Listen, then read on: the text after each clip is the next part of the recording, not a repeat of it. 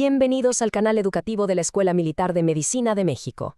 Hoy vamos a explorar un campo de batalla donde las heridas más profundas no sangraban. Y es que precisamente en las trincheras de la Primera Guerra Mundial, el trauma masivo de este conflicto se convirtió en el verdadero crisol donde se forjó la neurología clínica moderna, obligándonos a enfrentar cara a cara el enorme enigma de los trastornos funcionales. Muy bien, ¿cómo vamos a abordar esto? Nuestro recorrido va a tener 5 paradas clave. Primero, nos meteremos de lleno en el dilema diagnóstico de la llamada neurosis de guerra. Después vamos a poner frente a frente los dos enfoques terapéuticos dominantes, el británico, de observación, y el francés, que fue, digámoslo claro, coercitivo. Finalmente, vamos a usar las herramientas de hoy, un análisis fenomenológico moderno, para reevaluar estos casos y ver qué lecciones, créanme, siguen muy vigentes en nuestra práctica diaria. Para que nos demos una idea de la magnitud, la escala del trauma fue simplemente abrumadora. Estamos hablando de más de 80,000 soldados británicos que presentaron síntomas de lo que en ese entonces se llamó shell shock. Y esto no era cualquier cosa, era toda una constelación de signos neurológicos y psiquiátricos que de verdad generó una crisis semiológica y nosológica profundísima en la medicina de la época. Y justo en el corazón de toda esta controversia, teníamos un choque de titanes, dos teorías neurológicas enfrentadas. Por un lado, la histeria traumática de Charcot, que validaba un origen traumático para síntomas neurológicos genuinos. Pero por otro, su propio discípulo, Babinski, lo redefine como pitiatismo, un trastorno funcional curable por persuasión, y aquí viene lo complicado, desdibujando por completo la línea entre enfermedad y simulación. Esta dicotomía no era un simple debate académico, iba a dictar dos caminos terapéuticos radicalmente distintos, con consecuencias directas para miles de soldados. Para explorar el primer camino, vámonos a Gran Bretaña. Aquí, una figura clave fue el mayor Arthur Hurst. Y Hurst fue un verdadero pionero, porque se le ocurrió usar el cinematógrafo no solo como un registro, sino como una herramienta de análisis semiológico, y, fíjense qué interesante, como parte del tratamiento en el Hospital Militar de Silheim, un trabajo invaluable que plasmó en su film War Neurosis. A ver, fíjense en esto porque es fascinante. Miren la terminología original de Hurst. Lean las descripciones. Marcha histérica danzante, marcha histérica de hielo resbaladizo. Suenan casi a poesía, ¿no? Son etiquetas muy literarias que, si bien hoy sabemos que carecen de rigor fenomenológico, vaya que capturan de forma vívida la semiología tan bizarra de esos movimientos. Es una fotografía perfecta de una era preclasificatoria. Y aquí es donde vemos el salto brutal en nuestra especialidad. Al reanalizar esas mismas imágenes, los especialistas en trastornos del movimiento de hoy traducen esos términos a un lenguaje clínico, duro y preciso. La marcha danzante ya no es eso, ahora es acitasia abasia. El temblor de cabeza se describe como un temblor no de alta frecuencia e inconsistente. Es literalmente el salto cuántico de la descripción poética a la semiología rigurosa. Ahora, vean los resultados que reportaba Hurst. Son francamente asombrosos. Un 86% de recuperación, completa o parcial. A ver, más allá de la autenticidad de cada filmación, estas cifras nos dicen algo muy poderoso. El entorno terapéutico de Hurst, que combinaba terapia ocupacional, hipnosis y persuasión, tenía un efecto sugestivo potentísimo sobre estos trastornos. Un fenómeno que hoy investigamos a fondo bajo el paraguas del efecto placebo y la neurobiología de la expectativa. Pero claro, con una tasa de éxito tan alta, inevitablemente surge la duda. ¿Eran recuperaciones milagrosas o había algo de puesta en escena? El caso del sargento Bissett es el ejemplo perfecto. Se supone que su recuperación tardó meses, pero un análisis casi forense de las filmaciones sugiere que las tomas del antes y el después se hicieron el mismo día.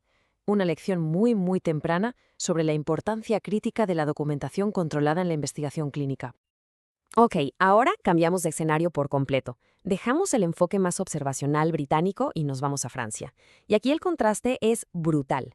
El camino francés, muy influenciado por esa idea de pitiatismo de Babinski y la sospecha constante de simulación, tomó una dirección, muchísimo más agresiva y coercitiva. Y el arquitecto de este método fue el doctor Clovis Vincent. Discípulo de Babinski, desarrolló una terapia psicoeléctrica muy dolorosa, con un objetivo explícito, y para nada terapéutico: forzar el retorno de los soldados al combate. Punto. De hecho, el método fue bautizado por sus propias víctimas como torpillage, es decir, torpedeo, Con eso nos damos una idea. El procedimiento era un ritual de confrontación brutal, diseñado en 4 fases para quebrar la voluntad del paciente. Primero, la aplicación de corrientes galvánicas y farádicas dolorosas. Segundo, una orden autoritaria del médico. Esto inducía una fase de rebelión, que era vista como necesaria. Y finalmente, una vez curado, un reentrenamiento militar para asegurar su regreso al frente. Y si quedaba alguna duda, escuchen las propias palabras de Vincent. Él no veía su terapia como un tratamiento médico, sino como, y cito, una batalla militar contra los soldados afectados. Ahí está la clave de todo. La filosofía era la confrontación, no la curación. El paciente era el enemigo. Pero ¿saben qué? Este método tan terrible no terminó por un debate académico, sino por la resistencia de los propios soldados. El punto de quiebre fue el juicio de Baptistes de Champs en 1916. Al negarse a recibir lo que él mismo llamó tortura, su caso llegó a la corte marcial, pero la sentencia fue tan leve que en la práctica deslegitimó el método por completo, precipitando su abandono. Muy bien, ya vimos la historia, los 2 enfoques. Ahora saquemos nuestro arsenal diagnóstico del siglo XXI para decodificar 100 años después la fenomenología que Hirst y Vincent observaron. ¿Qué estábamos viendo realmente en esas imágenes de archivo? Cuando vemos los criterios diagnósticos actuales para trastornos psicógenos del movimiento o trastornos neurológicos funcionales, como los de Gupta y Lang, pasa algo increíble. Se alinean casi perfectamente con la semiología que documentó Hirst. Piénselo. Inicio abrupto, un estresor extremo, inconsistencia, distractibilidad, sugestionabilidad, todo está ahí.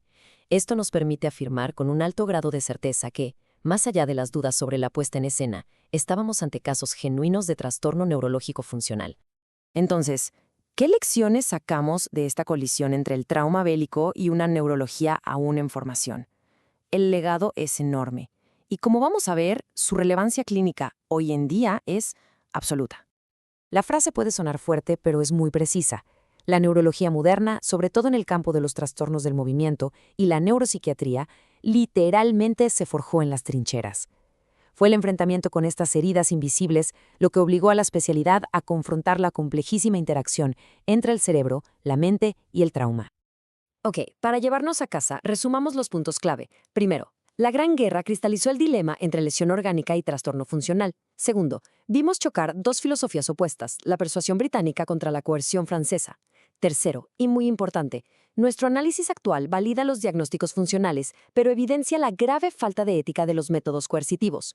Y, lo más fundamental, esta experiencia histórica nos recuerda que el camino hacia un modelo biopsicosocial que respeta la autonomía del paciente se construyó sobre las lecciones, a menudo brutales, aprendidas en el campo de batalla.